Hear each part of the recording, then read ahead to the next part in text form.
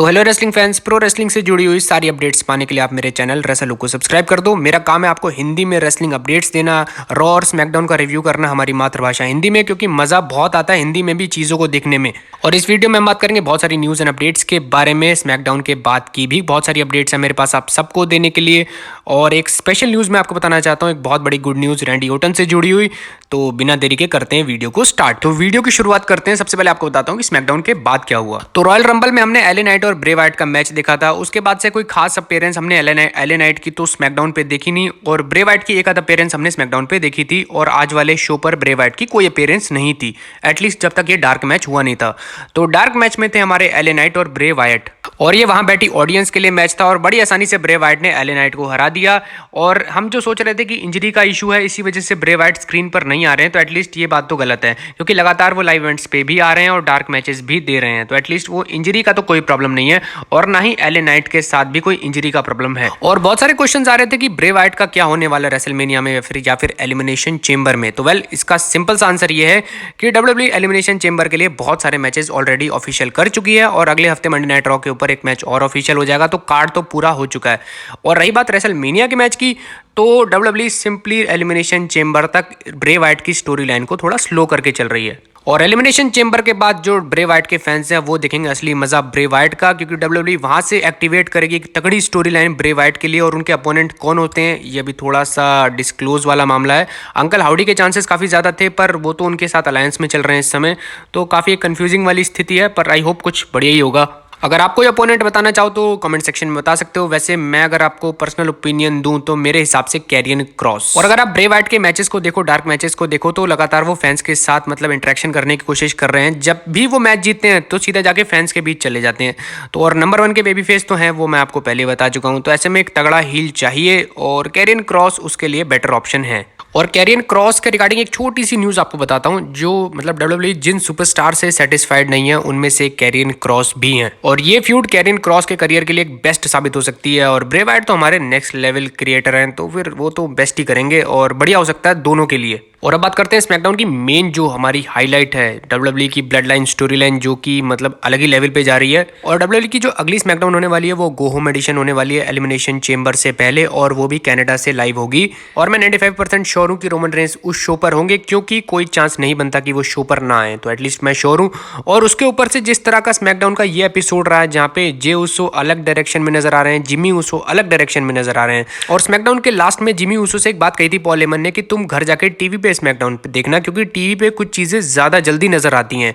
और वो रेफरेंस दे रहे थे जे उसो और सैमी ज़ेन की मीटिंग का, जो कि स्मैकडाउन में बैक स्टेज कहीं पीछे हुई थी। और इसी का रेफरेंस दे रहे थे हमारे पॉल हेमन जिमी उसो के सामने। और जिमी उसो को उन्होंने घर बैठा दिया, क्योंकि घर बैठाना ही था, क्योंकि कनाडा में उनकी एंट्री बैन है। जिमी उसो की कनाडा में एंट्री बैन है बिकॉज ऑफ DUI चार्जेस, कुछ ड्राइविंग इन इन्फ्लुएंस का चार्ज है उन पे यूएस में, और कनाडा में उनकी एंट्री बैन है। तो ऐसे में पहले ही डब्ल्यूडब्ल्यूई ने जिमी उसो को घर बैठा दिया। और स्मैकडाउन में ही नहीं, एलिमिनेशन चेंबर में भी आपको जिमी उसो नजर नहीं आएंगे, लेकिन जे उसो की इन्वॉल्वमेंट अगली स्मैकडाउन और एलिमिनेशन चेंबर दोनों में जरूर होने वाली है।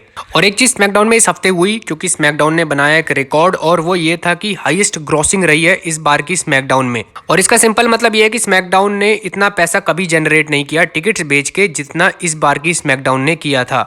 तो ये भी एक बहुत बड़ा रिकॉर्ड बना दिया स्मैकडाउन ने इस हफ्ते की। तो बहुत ही बढ़िया कर दिया स्मैकडाउन ने। और अब बात करते हैं एनएक्सटी की। आपको एक पिक्चर दिखाता हूँ एनएक्सटी से जुड़ी हुई। ये है एनएक्सटी की सुपरस्टार जीजी डॉलिन, जो कि टॉक्सिक अट्रैक्शन का पार्ट थी। और रिसेंटली टॉक्सिक अट्रैक्शन की एक बंदी ने इन पे अटैक कर दिया, और उन पे हो गई टर्न, और ये हाल हो गया इनके फेस का। और टॉक्सिक अट्रैक्शन एक टाइम पे डब्ल्यूडब्ल्यूई मेन रोस्टर पे कॉल अप करने वाली थी टॉक्सिक अट्रैक्शन को, लेकिन मैंडी रोज हो गई फायर्ड, और जेसी ने टर्न ले लिया जीजी डॉलिन पे।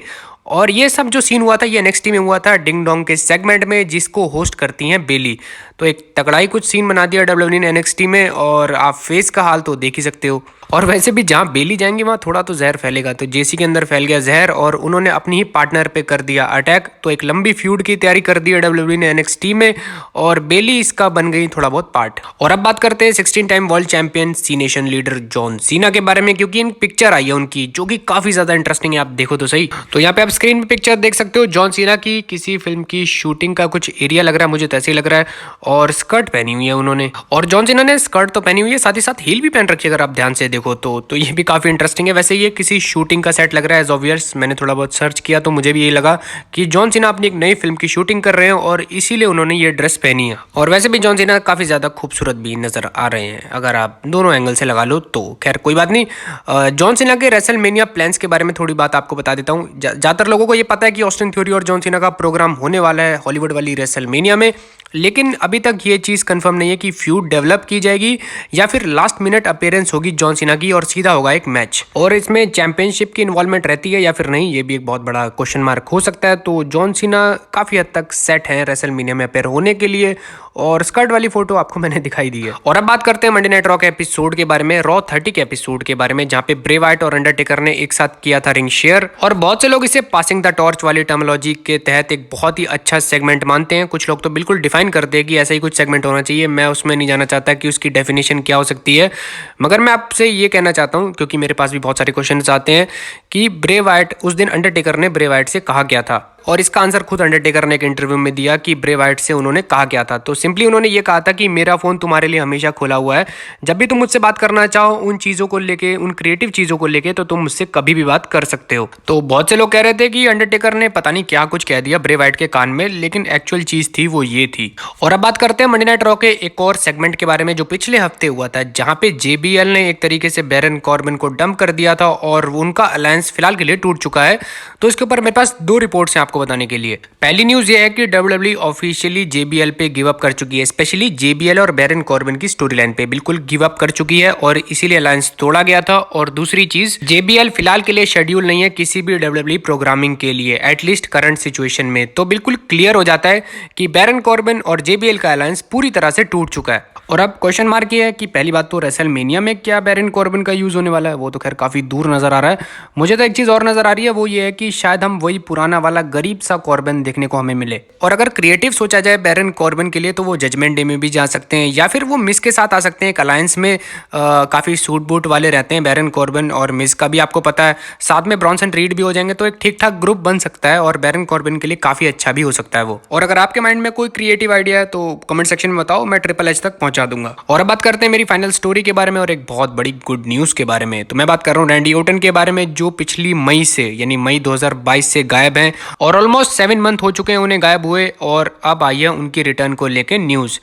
तो मामला कुछ ऐसा है कि रैंडी ओटन ने कांटेक्ट किया था एक शू मेकर के साथ, और इन शू मेकर भाई साहब से बहुत सारे सुपरस्टार्स अपने शूज़ बनवाते हैं, अपने बूट्स बनवाते हैं, और रैंडी ओटन ने भी उनके साथ कांटेक्ट किया था और रिटर्न को लेके उन्होंने कुछ नए बूट्स भी ऑर्डर करे हैं उन शू मेकर से। और इन शू मेकर भाई साहब ने अभी तक रैंडी ओटन का ऑर्डर सिर्फ रिसीव किया है, बनाना स्टार्ट नहीं किया। और कुछ ऐसे बड़े सुपरस्टार के आपको नाम बताता हूँ जो इनसे शूज़ बनवाते हैं। एग्जाम्पल के लिए कोडी रोड्स ने अपने रेसलमेनिया शूज़ इनसे बनवाए हैं, इसके अलावा ब्रे वाइट और हमारे ड्रू मैकेंटायर भी इनसे शूज़ बनवाते हैं। और इन शू मेकर भाई साहब ने जो ये पोस्ट डाली फेसबुक पे, इस पे मतलब बेसिकली रैंडी ओटन के रिटर्न की मतलब लाइन लिखी हुई थी, ना कि नॉर्मली शूज का ऑर्डर दिया, शूज मेक किए या फिर नहीं, बल्कि रिटर्न की लाइन लिखी हुई थी। और ये चीज ज्यादा सोशल मीडिया पे बस क्रिएट कर रही है। और अगर रैंडी ओटन ने शूज के लिए ऑर्डर दिया तो WWE से कांटेक्ट भी किया होगा, तो ऐसे में एक अपोनेंट, एक लेजिटिमेट अपोनेंट रैंडी ओटन के लिए रेसलमेनिया के लिए एक बहुत बढ़िया बात हो सकती है। और आरकेओ भक्त जो इंडिया में है वो तो वैसे आरकेओ देख के खुश हो जाएंगे, भले वो रेसलमेनिया में एक ही आरकेओ क्यों ना हो। तो एक बहुत ही बड़ी न्यूज है इंडिया के लिए, स्पेशली रैंडी ओटन के फैंस के लिए, कि रैंडी ओटन वापस आने वाले हैं रेसलमेनिया में। मतलब एक मैच मतलब मजा ही आ जाएगा। मैं तो बहुत बड़ा फैन हूँ रैंडी ओटन का, तो मैं तो बहुत ज़्यादा एक्साइटेड हूँ।